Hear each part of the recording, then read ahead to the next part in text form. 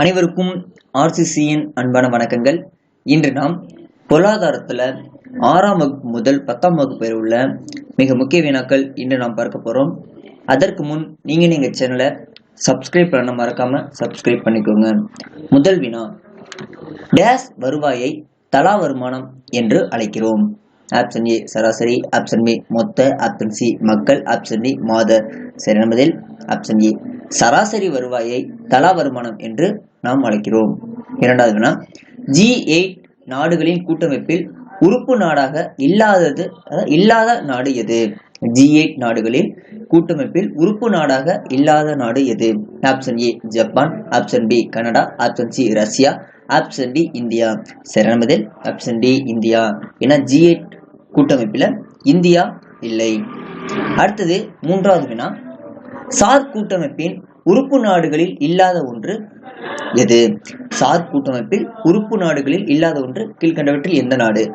Option A India, option B Pakistan, option C China, option D Bhutan. சரியான பதில் option C சீனா. ஏன்னா சீனா SAARC கூட்டமைப்பில் இல்லை.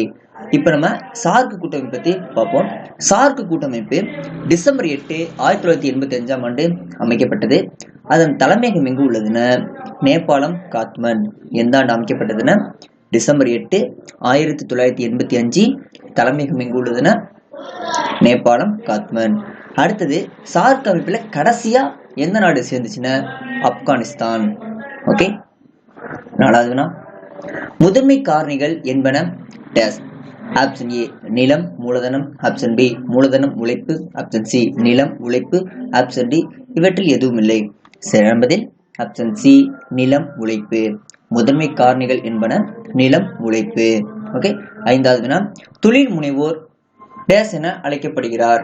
ஆப்ஷன் ஏ பரிமாற்றம் செய்பவர், ஆப்ஷன் பி சமுதாய மாற்றம் காணும் முகவர், ஆப்ஷன் சி அமைப்பாளர், ஆப்ஷன் டி தொடர்பாளர்.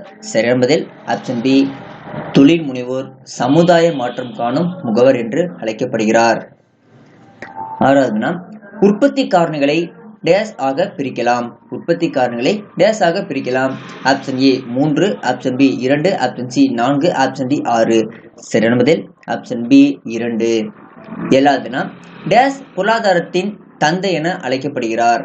Option A Adam Smith, option B மன்மோகன் Singh, option C Albert Marshall, option D சர்கான் மார்ஷல். சரியான பதில் ஆப்ஷன் ஏ ஆடம் ஸ்மித் பொருளியலின் தந்தை என அழைக்கப்படுகிறார். எட்டாவது, பண மோசடி நடவடிக்கை தடுப்பு சட்டம் இயற்றப்பட்ட ஆண்டு?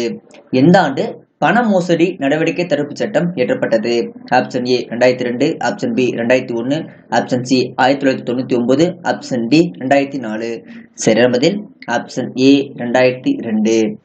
ஒன்பதாவது, 1988ஆம் ஆண்டு டேஸ் சட்டம் இயற்றப்பட்டது? ஆப்ஷன் ஏ பண மோசடி நடவடிக்கை தடுப்பு சட்டம், ஆப்ஷன் பி ஊழல் தடுப்பு சட்டம், ஆப்ஷன் சி பினாமி பரிவர்த்தனை தடுப்பு சட்டம், ஆப்ஷன் டி ரியல் எஸ்டேட். சரியான பதில் ஆப்ஷன் பி ஊழல் தடுப்பு சட்டம். 1988ஆம் ஆண்டு ஊழல் தடுப்பு சட்டம் இயற்றப்பட்டது. பத்தாவது, ரியல் எஸ்டேட் சட்டம் எந்த ஆண்டு இயற்றப்பட்டது? Option A 2018, option B 2015, option C 2017, option D 2016. சரியான பதில் ஆப்ஷன் டி 2016. 2016 தான் ரியல் எஸ்டேட் சட்டம் இயற்றப்பட்டது. 11வது, இந்திய இரும்பு எஃகு ஆணையம் SAL சாய் ஒரு டேஸ் நிறுவனம் ஆகும்? ஆப்ஷன் ஏ மணிரத்னா நிறுவனம், ஆப்ஷன் பி மகாரத்னா நிறுவனம், ஆப்ஷன் சி நவரத்னா நிறுவனம், ஆப்ஷன் டி இவற்றில் எதுவும் இல்லை. சரியான பதில் ஆப்ஷன் பி மகாரத்னா நிறுவனம். இந்திய இரும்பு எஃகு ஆலை நிறுவனம் ஒரு மகாரத்னா நிறுவனம். 12வது, பொதுத்துறை டேஸ் நோக்கம் உடையது? ஆப்ஷன் ஏ லாப நோக்கம், ஆப்ஷன் பி சேவை நோக்கம், ஆப்ஷன் சி ஊக வணிக நோக்கம், ஆப்ஷன் டி இவற்றில் எதுவும் இல்லை. சரியான பதில் ஆப்ஷன் பி சேவை நோக்கம்.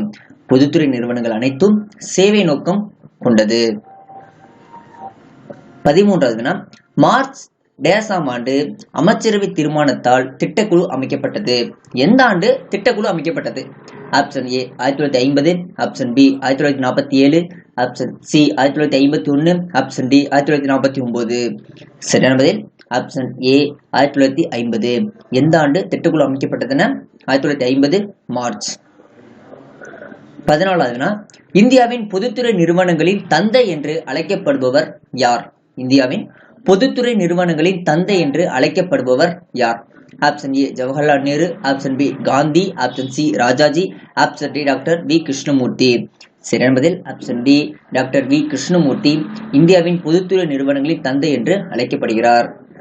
15வது மனிதவள மேம்பாட்டு குறியீடு HDI கணக்கில் பின்வரும் எந்த பரிணாமம் எடுத்துக் கொள்ளப்படவில்லை? பின்வரும் மனிதவள மேம்பாட்டு குறியீடுல எந்த பரிணாமம் எடுத்துக் கொள்ளப்படவில்லை? ஆப்ஷன் ஏ பாலினம், ஆப்ஷன் பி உடல்நலம், ஆப்ஷன் சி கல்வி, ஆப்ஷன் டி வருமானம். சரியான பதில் ஆப்ஷன் ஏ பாலினம். ஏன்னா HDIல இந்த பாலினத்தை எடுத்துக்கொள்ள மாட்டாங்க, மற்ற மூணும் உண்டு. 16வது பின்வரும் எம்மாநிலத்தின் கல்வியறிவு தேசிய கல்வியறிவு விகிதத்தை காட்டிலும் அதிகமாக உள்ளது? பின்வரும் எந்த மாநிலத்தில் கல்வியறிவு தேசிய கல்வியறிவு விகிதத்தை காட்டிலும் அதிகமாக உள்ளது? Option A Andhra Pradesh, option B Uttar Pradesh, option C Tamil Nadu, option D Karnataka. சரியான பதில் ஆப்ஷன் சி தமிழ்நாடு. 17வது பாலின விகிதம்னா என்ன? ஆப்ஷன் ஏ வயதான ஆண் மற்றும் வயதான பெண் விகிதம், ஆப்ஷன் பி ஆண்கள் மற்றும் பெண்கள் விகிதம், ஆப்ஷன் சி ஆணுக்கும் பெண்ணுக்கும் இடையே நிலவும் சமூக தொடர்பு, ஆப்ஷன் டி 1000 ஆண்களுக்கு எத்தனை பெண்கள் என்ற விகிதம். சரியான பதில் ஆப்ஷன் டி பாலின விகிதம் என்றால் என்ன? 1000 ஆண்களுக்கு எத்தனை பெண்கள் என்ற விகிதம். ஓகே, அடுத்தது 18வது பொறுத்துக. இதற்கு சரியான பதில் 4 3 2 1. ஃபர்ஸ்ட் தேசிய பசுமை தீர்ப்பாய சட்டம் எந்த ஆண்டு இயற்றப்பட்டதுன்னா 2010. தேசிய பசுமை தீர்ப்பாய சட்டம் 2010. பல்லுயிர் பாதுகாப்பு சட்டம் எந்த ஆண்டு இயற்றப்பட்டதுன்னா 2002. பல்லுயிர்மை பாதுகாப்பு சட்டம் 2002. சுற்றுச்சூழல் பாதுகாப்பு சட்டம் எந்த ஆண்டுனா 1986. சுற்றுச்சூழல் பாதுகாப்பு சட்டம் 1986. வன பாதுகாப்பு சட்டம் எந்த ஆண்டு இயற்றப்பட்டதுன்னா 1980. வன பாதுகாப்பு சட்டம் 1980. அடுத்தது 19வது மூன்றாம் துறையில் அடங்குவது டேஸ். மூன்றாம் துறையில் அடங்குவது டேஸ். ஆப்ஷன் ஏ போக்குவரத்து, ஆப்ஷன் பி காப்பீடு, ஆப்ஷன் சி வங்கியல், ஆப்ஷன் டி இவை அனைத்தும். சரியான பதில் ஆப்ஷன் டி இவை அனைத்தும்.